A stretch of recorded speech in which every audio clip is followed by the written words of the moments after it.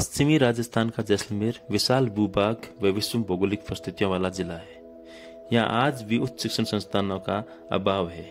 जैसलमेर महिला शिक्षा को लेकर तुलनात्मक रूप से पिछड़ा हुआ जिला है। जैसलमेर के छोटे से गांव चेलक निवासी अंजना की शादी 12वीं के दौरान 1996 में हो गई थी, लेकिन अंजना ने अपनी पढ़ाई जारी रखी। 2011 में एक सड़क दुर्घटना में अंजना व उनके पति घायल हो गए।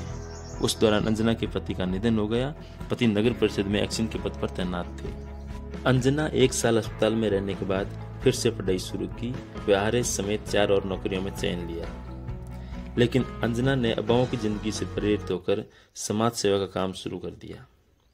उसके बाद अंजना जिला प्रमुख बनी। वे अब अंजना राज्य महिला आयोग की सदस्य है। जैसलमेर से प्रताप प्रजापति की रिपोर्ट, न्यूज़ 18। नमस्ते, मैं अंजना मेघवाल। मैं जैसलमेर ज़िले से हूँ, जहाँ पर हमेशा बालिका शिक्षा को लेकर, महिला सशक्तिकरण को लेकर प्रश्न चिन्ह लगते रहे हैं। और मेरे खुद भी मेरी सगाई 8वीं क्लास में हो गई थी और 12वीं में मेरी शादी हो गई थी।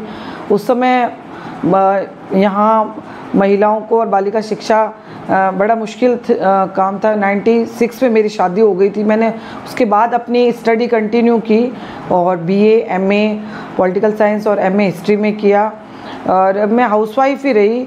मेरे हस्बैंड नगर परिषद में एक्सन थे, स्वर्गीय तनीराम जी मेघवाल। और उसके बाद जब 2011 में 14 अप्रैल 2011 में मेरा एक्सीडेंट हुआ, उसके बाद मैं लगभग 12 महीने हॉस्पिटलाइज रही और उसमें मेरे हस्बैंड की 7 दिन बाद डेथ हो गई।